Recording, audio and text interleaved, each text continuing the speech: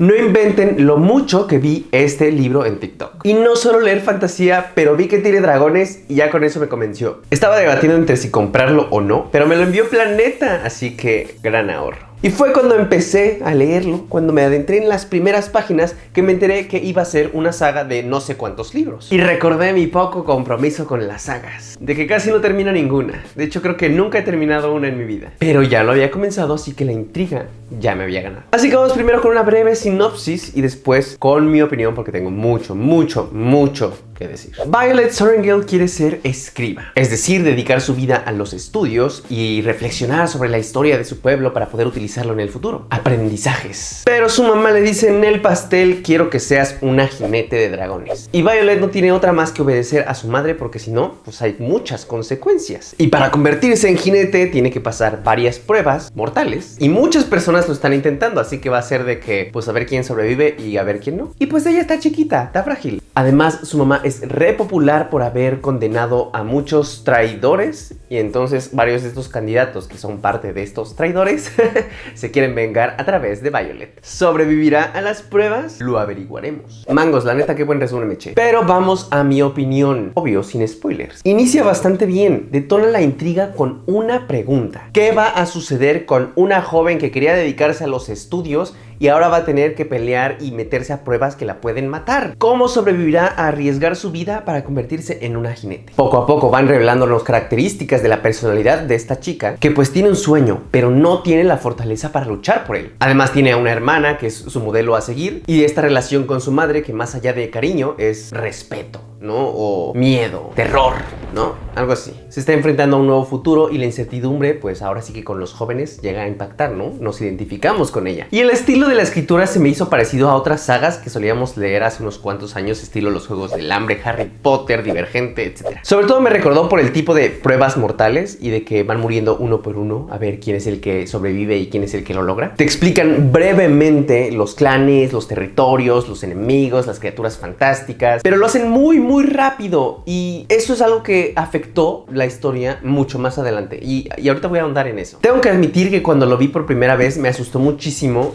el tipo de letra y los márgenes que tiene. Están súper chiquitas las letras y el margen también está bien pequeño, y dije, me va a costar leerlo, pero ya una vez que empecé fui fluyendo bastante bien, y me sorprendí estando mega picado con la historia. La verdad, fui muy prejuicioso con la lectura, sobre todo porque ya había visto varias recomendaciones. Les digo, lo vi mucho en TikTok, pero las personas que recomendaban este libro no suelen tener los mismos gustos que yo en la literatura. Entonces dije, no sé, no va a ser un libro muy bueno, va a ser un libro más. Entonces sí, la verdad llegué con mucho prejuicio. Y si ya tenía la idea de que no iba a ser mi historia, pues sabiendo que era una fantasía y con sagas, pues imagínense como que todo lo que estaba pasando en mi cabeza. Pero nuevamente, poco a poco la iba disfrutando más y más. Me fui hasta encariñando con la protagonista. Y es que me gustó que Violet no era la típica protagonista súper fuerte y empoderada en el sentido de que puede hacer lo que sea. No, tenía muchos defectos. Por eso me identifiqué. Sí, es inteligente, pero es débil. No tiene muchas habilidades de que combate o de que, ¿saben? Tiene defectos que en el lugar en donde está pueden ser mortales. Es fácil que se muera. Y eso te genera curiosidad de qué es lo que va a suceder. Obvio, sabes que va a sobrevivir porque sin ella ya no hay saga. O sea, ya no hay historia. Y pues van a ser más, creo que de 5 libros. No estoy seguro. Pero esa curiosidad era por genuinamente saber cómo iba a pasar las pruebas. Y aunque sí hay unas partes en las que se siente el poder del guión, las dejas pasar porque dices, ah, bueno, está bien, está entretenido. Había tensión entre dos personajes que dije,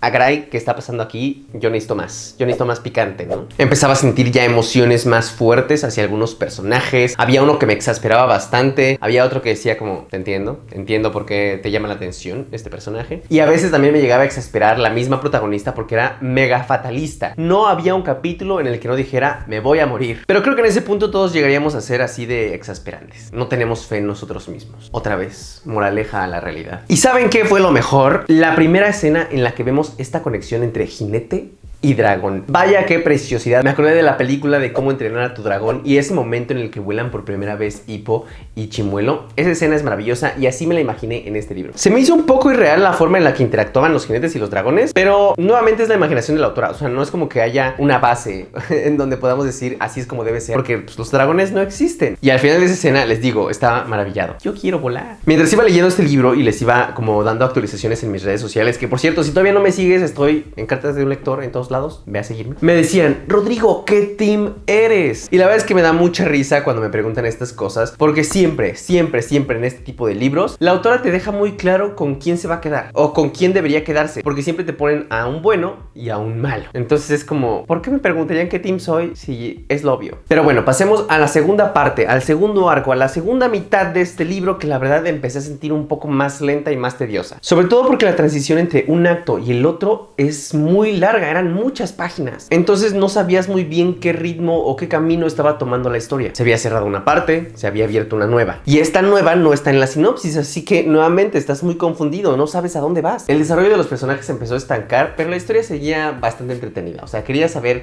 qué es lo que estaban haciendo, porque veía sus aprendizajes como jinete, cómo iban desarrollando su magia, las clases que iban tomando. Muy universitario el asunto. Y fue en este punto en el que empecé a confundirme con el tono de la novela, porque la aventura había sido bastante digerible sin necesidad de un romance. En la primera mitad del romance era como muy sutil, algo que te iban mostrando poquito a poquito, pero no era algo relevante. En esta segunda mitad se vio muchísimo más. Y aunque no me quejo porque estuvo muy cool la tensión, siento que sin el romance hubiera funcionado igual de bien la historia, y con muchas menos páginas. Les digo, seguía sin saber qué rumbo tomaba la historia, pero hubo algo que me mantuvo entretenido, algo que me hizo seguir disfrutando de la novela. Y es que en varias partes noté que sí, la autora ya tenía una estructura de qué es lo que quería contar, ¿no? Lo que iba a suceder con la protagonista. Pero había momentos en los que te dabas cuenta que la autora simplemente estaba fluyendo, estaba averiguando, estaba improvisando mientras escribía. Entonces como que esa combinación entre lo estructurado y entre lo improvisado se combinaban bastante bien para que fluyeras mucho con la historia. Y ya para terminar con las cosas positivas de la escena spicy, lo picante, el saborcito. Estuvo muy bien escrita.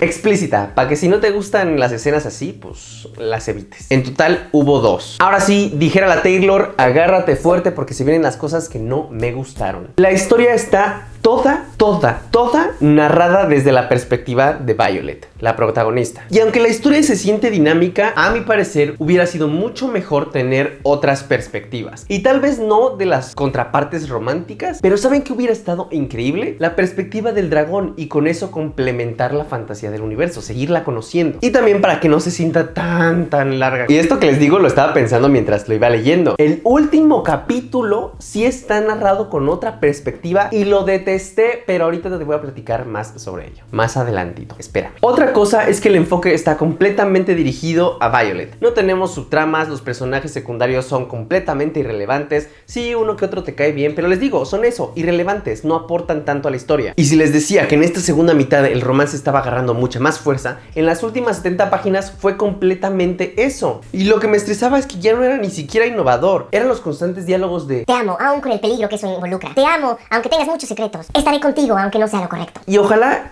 se hubieran enfocado más en la guerra, más allá de en el romance, porque les digo, eso era lo dinámico, era lo más entretenido. Y lo que estaba aportando también al desarrollo de los personajes. Pero es una saga, así que dudo que se enfocaran completamente esta parte de guerra, porque si no, pues, ¿con qué rellenan los demás libros? Y empecé a sufrir con el desenlace porque lo sentí tedioso, repentino, burdo. Sé que a lo largo de la novela nos estaban contando varias cosas acerca de los clanes, territorios, enemigos, que es lo que te mencionaba al principio. Nos lo contaron de manera muy breve, muy rápido. No le dieron tanta relevancia a esa parte, así que cuando llegamos a esta batalla final, en donde todo eso agarra más fuerza y relevancia, simplemente no conoces lo suficiente de la historia para que te interese. No me sentí atraído hacia ese conflicto que estaba surgiendo. La batalla final, les digo, estuvo muy aburrida, muy tiesa. ¿Saben? Se sentía como una receta de cocina. Y hago esto, y después hago esto, y luego pasó esto, y después vi esto, y esto. ¿Saben? Como que se sintió como seguir las instrucciones. Además de que hay momentos en donde se va elevando la tensión y la adrenalina y con una oración te las tira. Y es como, ¿qué? Y esta es una dramatización de mi reacción con el final. ¡No!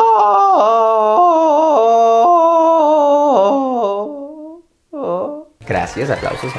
¡Qué coraje sentí porque arruinaron todo! Y no nada más porque el final me parece cliché y absurdo y súper sino porque les digo que nos dieron otra perspectiva que no era la de la protagonista. Y te juro que me llevé una decepción gigantesca por lo horrible que estaba escrita. Terrible, asquerosamente fea. No la disfruté, sentí cringe. Porque además de innecesaria, estaba escrita exactamente igual que como la hubiera escrito la protagonista, Violet. Nada más que tenía una voz masculina. No se sentía la diferencia entre el personaje. Terrible, que Dios la perdone. Otra cosa que no me gustó es la parte de ser escriba. Era el sueño de la protagonista. Era por lo que había estudiado, practicado, aprendido durante los últimos 20 años de su vida. Y valió caca. O sea, no sirvió para nada en toda la historia. Sí era inteligente, pero la parte de ser escriba nunca le sirvió de nada. ¿Acaso es un reflejo de la sociedad y de cómo estudiamos cosas que no nos van a servir para nada después? Esta historia es el meme del caballo.